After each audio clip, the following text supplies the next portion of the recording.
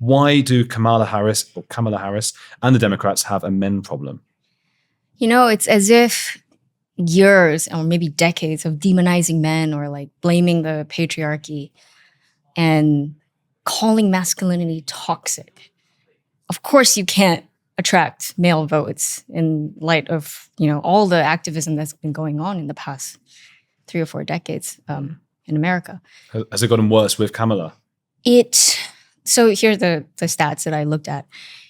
In the Time Siena poll, the young women are favoring Kamala about 70% to 30%. And young men are favoring Trump 60 to 40. Wow. And as far as demographics goes, it used to be that people, if you're born in the same generation, you probably or exposed to the same culture and epoch and cultural influences. And they tend to track together over the years. But about 6 years ago, there was a divergence. There was a gender gap that started opening. Women started identifying more as liberals, and men started identifying more as conservatives. And so that showed up about 6 years ago. And the most interesting thing is that it seems to be quite cross-cultural. Financial Times did an article, and the phenomenon can be seen in Germany, in the UK, and even South Korea. So it's a cross-cultural phenomenon. Wow. So it's not just that specific president. And is she the president now? Because I keep hearing President Kamala, but she's not technically, is she? She's not. And, the polling on her started quite recently. When she first, I remember this, because when she first announced or emerged as the headrunner to replace Biden, everyone was kind of laughing. At least on the right. You saw a lot of people, and definitely her. I mean, that's her default mode. Yeah.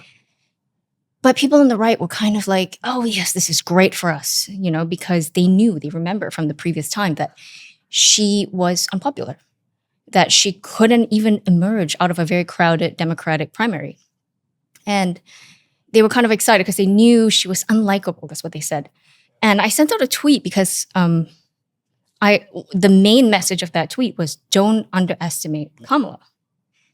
And the reason I said that was because Kamala may not have been likable among the Democratic field. That included Joe Biden, Tulsi Gabbard, Elizabeth Warren, a bunch of others, Pete Buttigieg. But against Trump, you had essentially the personification of the patriarchy, grab him by the pussy, Trump, UFC guy who loves, who makes jokes and talks like he's in the locker room. And then you had the polar opposite of that in Kamala, somebody who kind of, in her now famous ramblings, sounds like reading an astrology page. It's positive vibes, it's joy. And if you kind of drill down into the substance of it, it's kind of nothing. Mm-hmm. But it's a lot of good feeling. And that's what it seems like she's been running on. Her campaign has been all about just feelings. And if you look at how she's coming out against Trump in the debates, it's all about pointing out his rhetoric, dehumanizing rhetoric. Trump is so hateful and divisive, and she's kind of positioning herself as the counter to that. And that is a very female instinct, to hate, to not like being very blunt or rude or brash. It's more about being nice or appearing nice. And Trump, on the other hand, is the total opposite, right? He's funny, he's blunt, and the way he talks is how males socialize. So males tend to socialize. I mean, I don't know how you do it, but I'm outside of the spectrum. But when a bunch of guys come together, there's a lot of banter. They're kind of like poking at each other. They throw insults at each other, but they don't really mean it. It's kind of funny. Some of it's slightly racist sometimes, depending on whatever you can, pick out in terms of, you can even insult their appearance. If you got a fat friend, you can do that. Yeah. You can't do that to a girl. And among girls, the way they socialize tends to be more of affirmation, of praising each other, being very effusive. Oh, you look so wonderful today.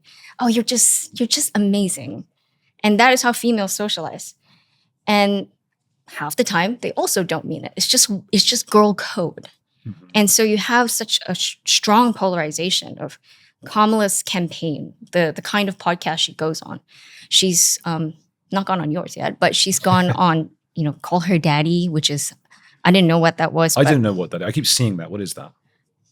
I don't know, but when I saw that name, I just didn't want to see it because I knew that would make me misogynistic.